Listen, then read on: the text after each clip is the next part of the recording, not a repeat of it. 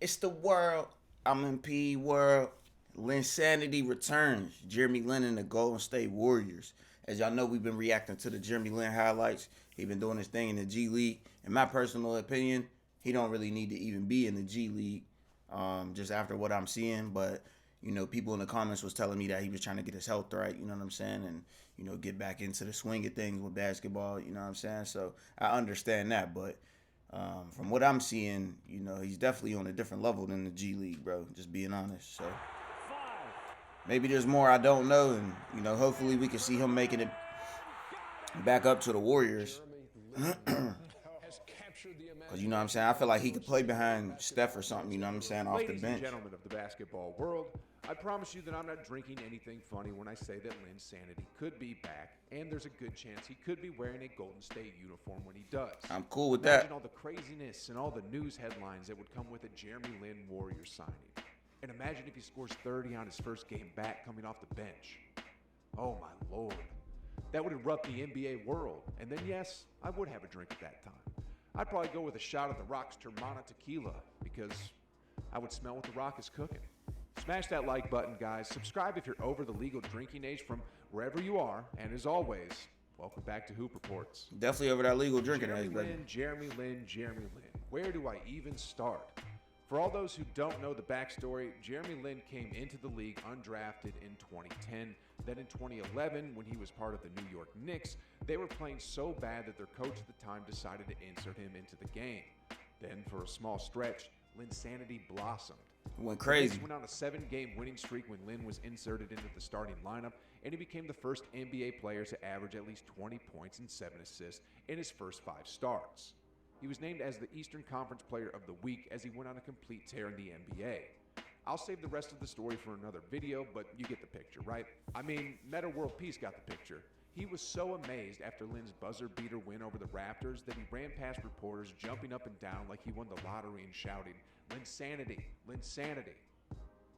Now, to get back on topic, does Jeremy Lin fit in with the Warriors? He currently plays for the Santa Cruz Warriors, the Dubs G League affiliate, and in his first few games, he's putting on a strong case for why the Warriors should sign him. In his first game, he went off for 18 points, 5 assists, 3 steals, while shooting 50% from three-point land. His second game was a flop.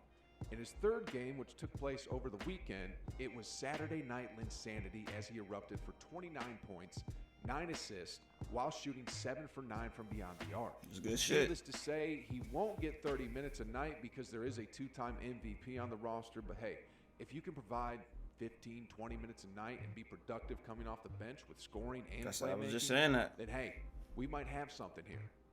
I'm going to strengthen this argument a bit more. While I do that, hold my beer. Here we go.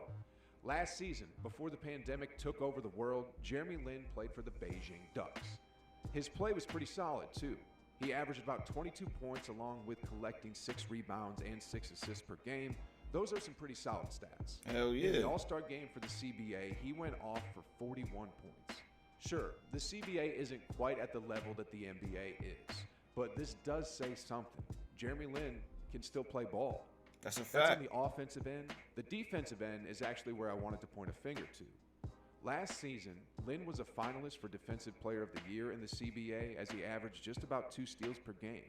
He's a legit player who can score, dish out assists for others, and play defense at the guard position, so I'm 110% positive that Steve Kerr and the other executives are observing Lin very close as he continues to play in the G League Orlando bubble.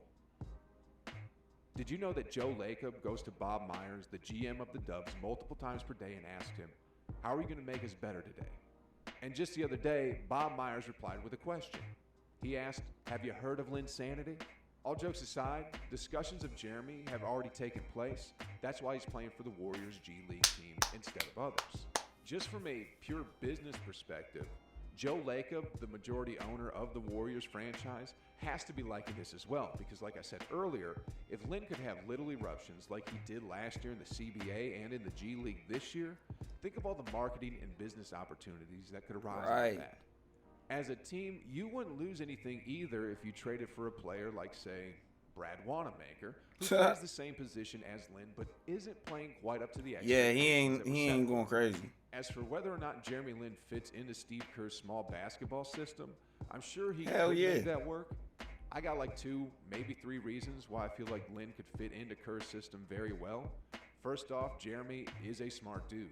I mean, the guy graduated from Harvard, so I'm sure he'll understand the different concepts involved, and that he would ace a multiple choice exam if Kerr and the coaching staff had a paper exam for small ball.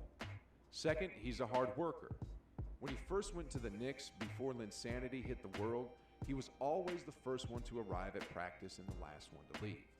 The Knicks coaching staff remarked that he was always looking to improve, whether it was film work, footwork, or judgment calls. Dedication right there. Lynn was always looking to get better and better. Third off here, on top of him being smart and hardworking, playing in the NBA is his dream. Although LINSANITY came and went within a short span of time, Jeremy Lin was always still working hard behind the scenes. If Lin stayed with the Beijing Ducks, he would have made an annual salary of $3 million a year, which is about $750,000 more than he could be making if he signed onto a minimum 9-year veteran salary.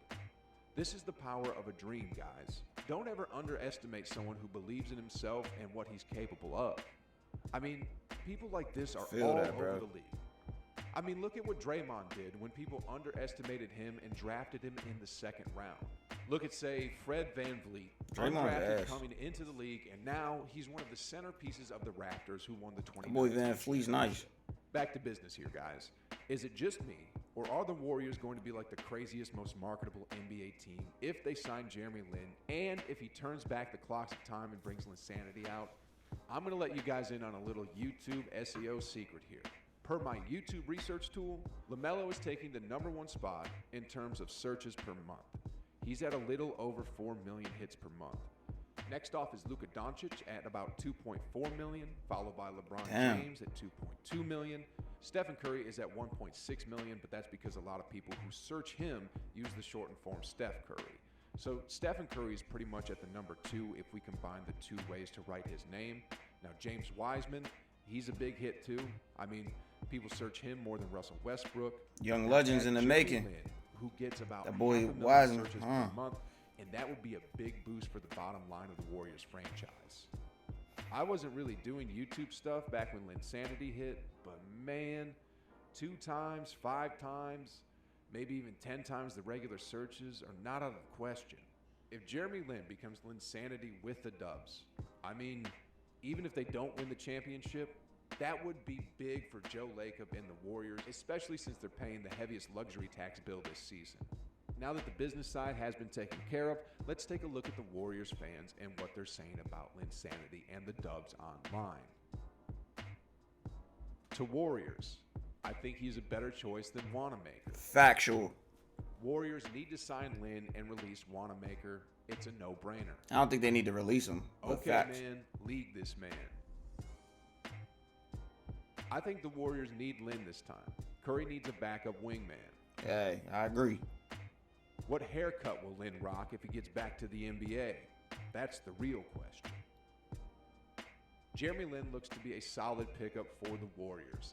The fans obviously want him, the business could obviously use him, and there's one more very important thing that I need to tell you. I was actually saving this for the end of the video. Now, let me tell you, give me a second. First, let me drink my beer. Wow. Let me know what in the world I should react to next, man. I know Jeremy Lin's coming back. I ain't even worried, bro. Just go check the stats, bro. That's all it is, man. Until next time, Mitch. The world.